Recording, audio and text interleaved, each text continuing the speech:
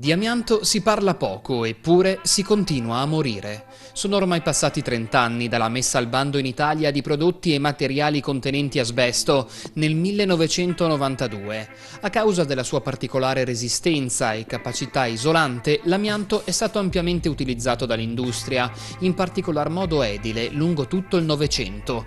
Duttile, resistente e soprattutto economico. Un vero e proprio patto col diavolo. L'asbesto, una volta sbriciolato, rilascia nell'aria microscopiche fibre altamente cancerogene. Il nostro paese non ha ancora chiuso i conti con questo suo passato. L'Istituto Superiore della Sanità conta 4.400 decessi ogni anno per malattie legate all'amianto in Italia. Il Veneto non è esente da questo dramma silenzioso.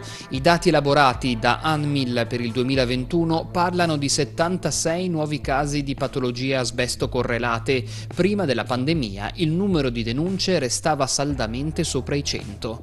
Secondo i dati divulgati da Mariano Alessi, dirigente alla Direzione Generale della Prevenzione al Ministero della Salute, rimangono 23 milioni di tonnellate di amianto ancora da rimuovere. Il CNR parla di 38.000 siti a rischio in tutta Italia, circa 1 miliardo di metri quadrati di coperture in Eternit ancora in posa. 30 anni sono passati, ma di amianto ancora si muore.